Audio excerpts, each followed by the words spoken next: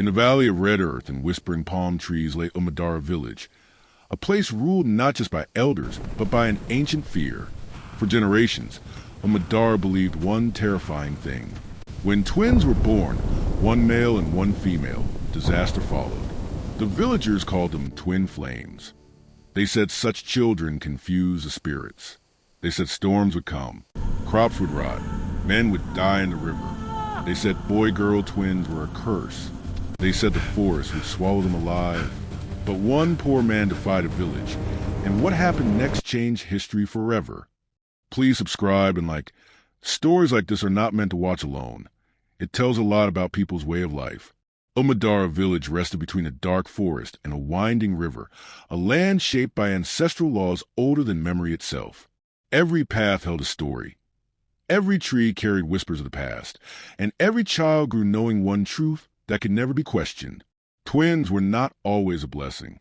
When twins were born of the same gender, the village celebrated with drums, palm wine, and dancing that lasted till dawn. But when a boy and girl were born together, the joy died instantly. Such children were believed to confuse the spirits, disturb the balance of the unseen world, and call destruction upon the land.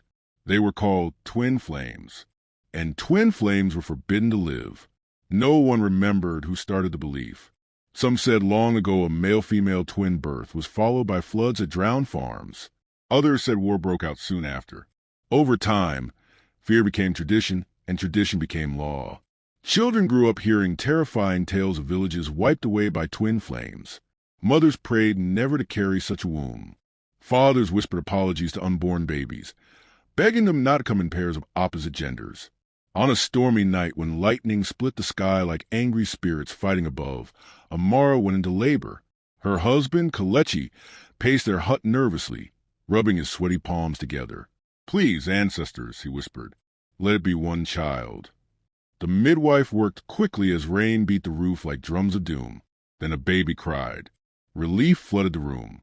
"A strong boy," the midwife announced. Kalechi nearly collapsed with joy. But before he could smile fully, another cry pierced the air. The midwife froze. Her hands trembled. "Twins," she whispered. Hope flickered and died. "One is a girl." Thunder roared violently. Amara's scream filled the hut. "No, no, please." She pulled both babies close, shaking. Kalechi's face drained of color. Within minutes, villagers gathered.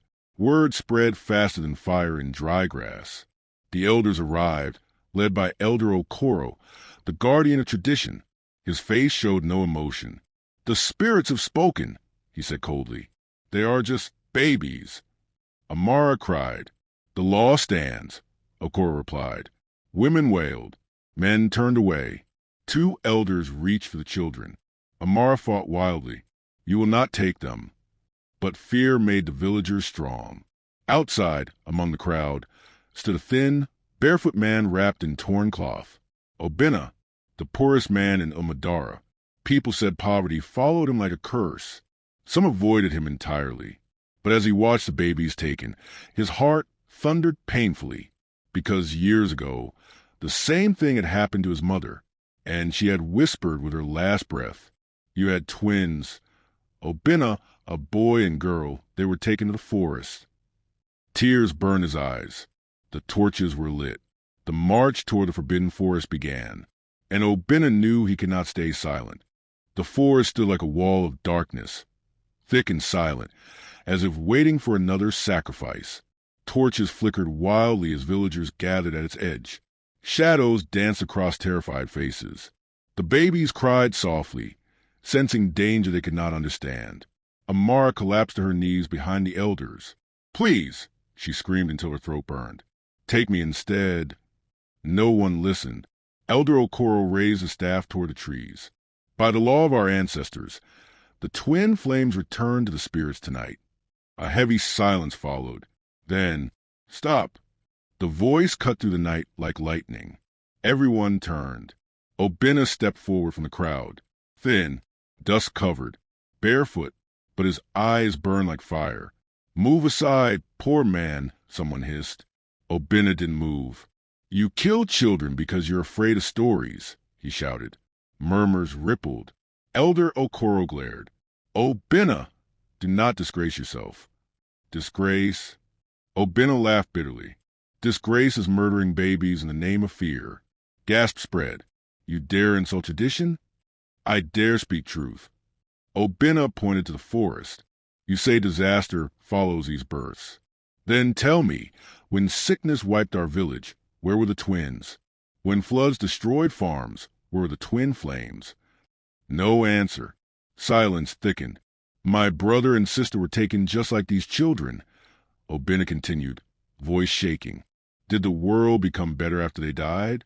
No, only pain grew. Some villagers lowered their eyes. Elder Okoro slammed his staff into ground. The spirits demand balance.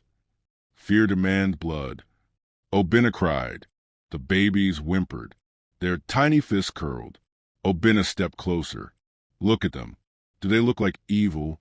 The crowd wavered. For a moment doubt crept in. Then fear rushed back. Take them away. Elder Okoro roared. That second changed everything. Obina lunged. He grabbed both babies to his chest and ran. Shouts erupted. Catch him. Men rushed forward. Torches bounced wildly. Feet thundered behind him. But Obina knew the forest. He ducked between trees, jumped fallen logs, disappeared into darkness. Branches whipped his skin. His lungs burned. But he did not stop. Behind him the shouts faded. The forest swallowed him whole.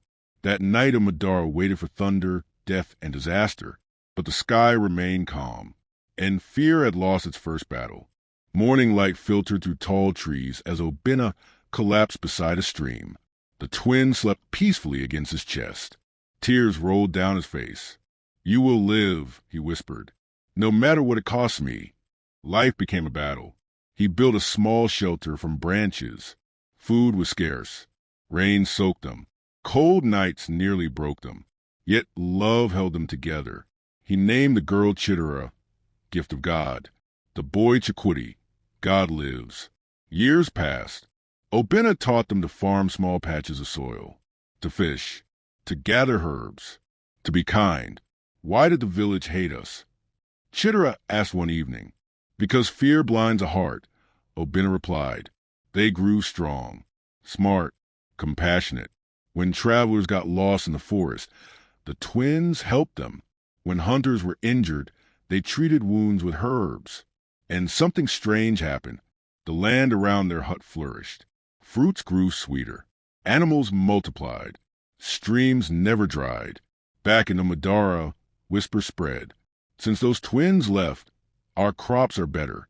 Some said it was coincidence. Others felt something holy had replaced fear.